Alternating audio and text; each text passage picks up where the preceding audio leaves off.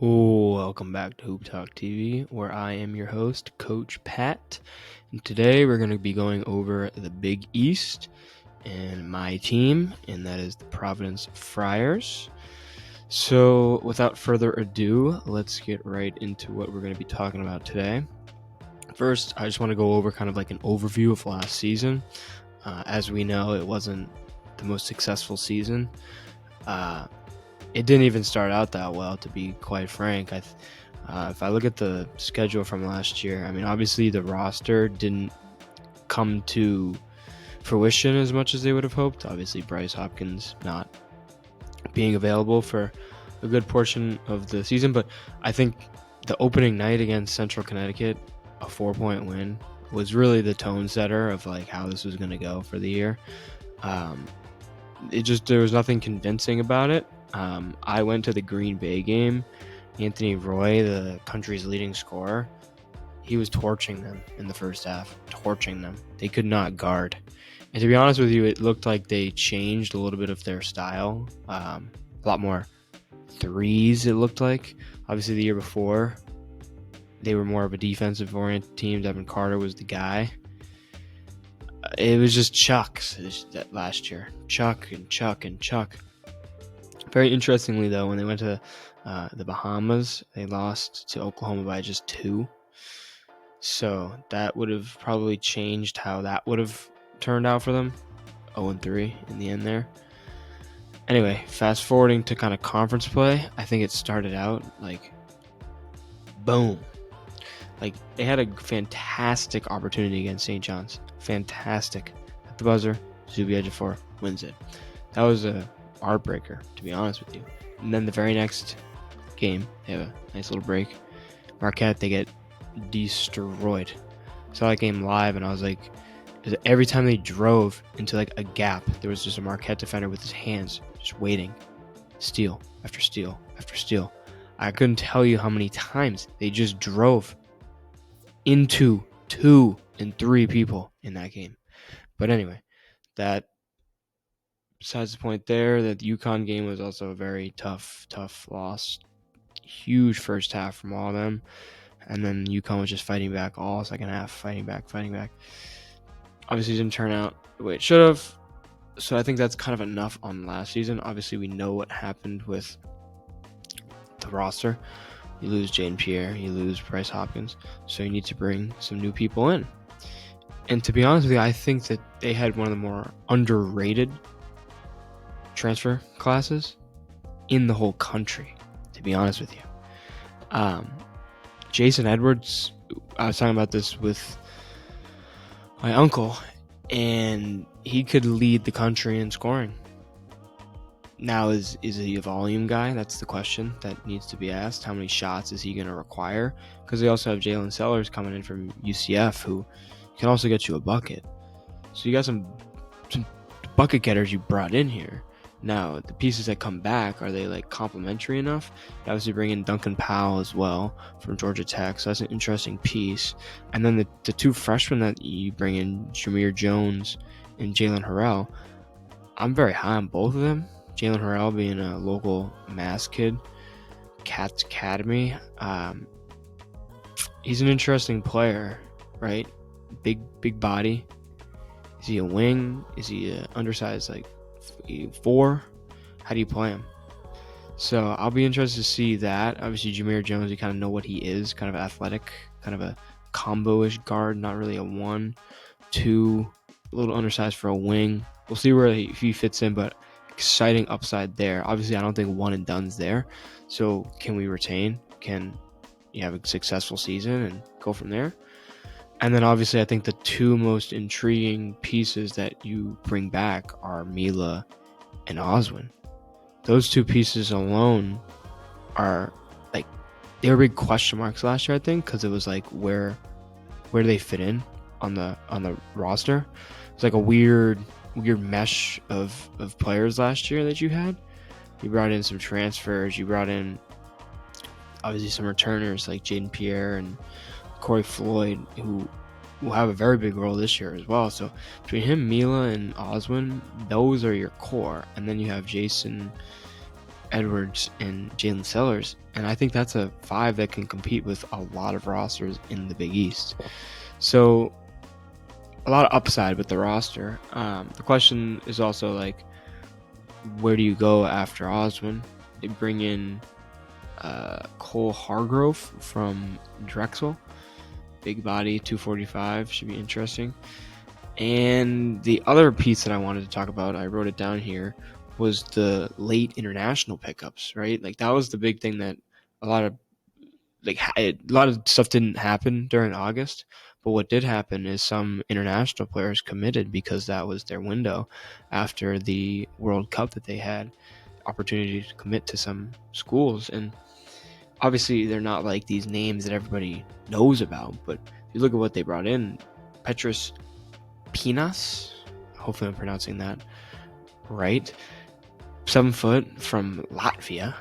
So another very interesting piece. I don't know too much about him, where he played, but obviously international players, they're older, seemingly coming in, having played professionally for years, unlike over here where you're stuck in school. And then the other piece that they brought in internationally was Stefan Vox. So the way that Providence lists their players is the graduation year. So if you look at Stefan Vox, it looks like he graduated whatever this school, it even looks like gymnasium, in 2025, right? So he looks like he's young. You have the Petrus, graduated from Riga French Lycée, I don't know how I'm pronouncing that, in 2023. So he looks to be older, maybe having played a few more years in whatever league professionally.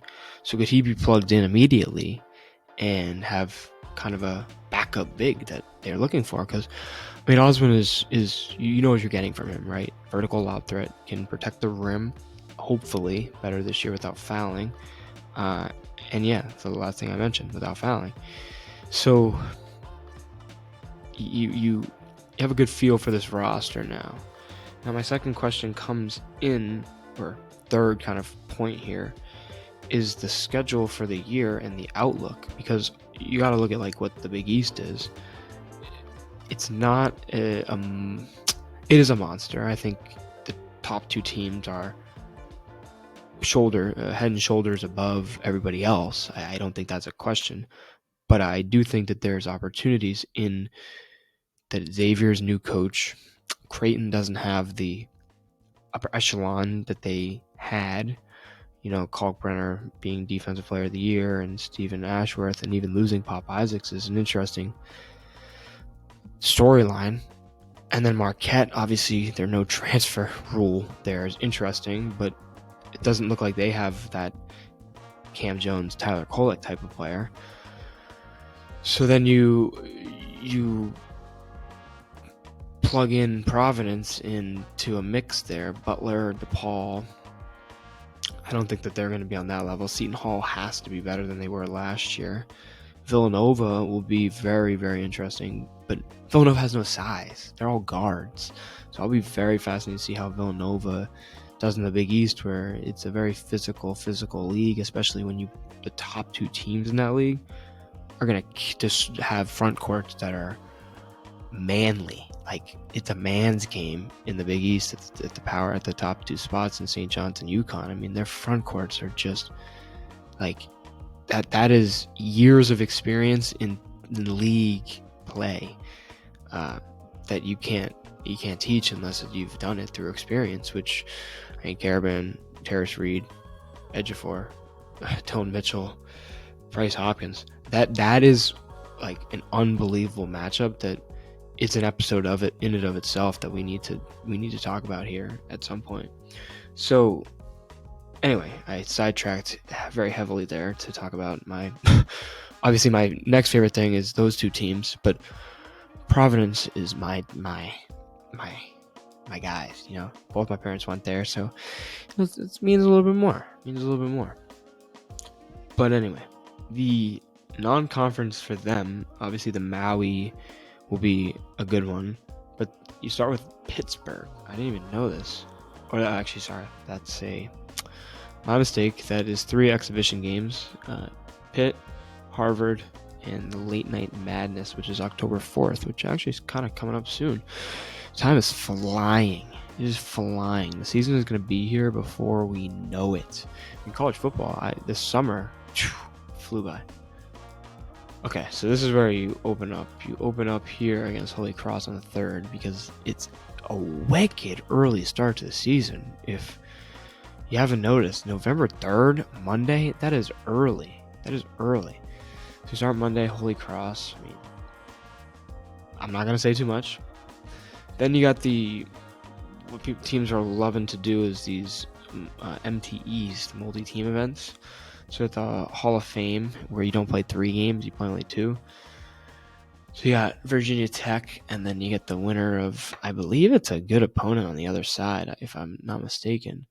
Come home to Penn, new coach, should be interesting. Colorado in Boulder. That'll be fascinating to see that one. Is that I know they got rid of the Big 12, Big East battle, so maybe a little reinvention there. New Hampshire at home. Okay. Hall of Fame showcase. It seems like there's a lot of those in Mohegan. They played in the Hall of Fame tip-off, then it's the Hall of Fame showcase. Okay. Very creative. Then they're in the I don't want to pronounce that wrong, but the Children's Invitational. They start out with Wisconsin, San Diego. So wait, maybe they aren't going to Maui. Wait, I thought. Okay. Oh, maybe that's the next. That's 2026. My mistake there. But anyway, 2026, Providence College is going to Maui. Heard it here first, right? It got released yesterday. So anyway, that's the non-conference FDU, URI, Brown, the locals. So I think TCU, Wisconsin, Florida, that's who it was. So in the San Diego tournament, they could play Florida. That'll be an interesting one if they get there, to say the least. But that is going to pretty much wrap it up, other than these 2 little quick-fire points that I want to bring in. That could be controversial to end the episode here, but nonetheless, let's ask the question. If this year is not a success, is Kim English on the chopping block for being fired? I think yeah. I mean, you've had 3 years to put together a roster that can make the NCAA tournament. Your predecessor, who we don't like to mention by name, was able to get to the tournament very consistently with rosters that were good, obviously, but were not upper echelon talent. You had draft picks in a few of them, but you were getting to the tournament consistently with rosters that were like, what? They just win games, man. They just win. So, yeah, NIT, I get it in your first season. You've dealt with some injuries and weird roster. Obviously, you thought that you were going to have Bryce Hopkins more consistently for last year, and then you can't. The team looked good before his injury. Obviously, Bryce was not necessarily as big of a piece coming in Kim's offense, in Kim's program, as much as he was in Ed's. But he was the biggest player of the year. And Devin Carter was the player of the year the very next year. Or should I say Bryce should have been the player of the year. Anyway, that's not an excuse for him, right? It's not an excuse for Kim. That's not an excuse for the program not getting into the tournament. But at the same time, the Big East needs to get a 3rd team in this year. They need to get a 3rd team in. If they get 2 teams in, you're going to hear some ACC Big East expansion talks coming soon.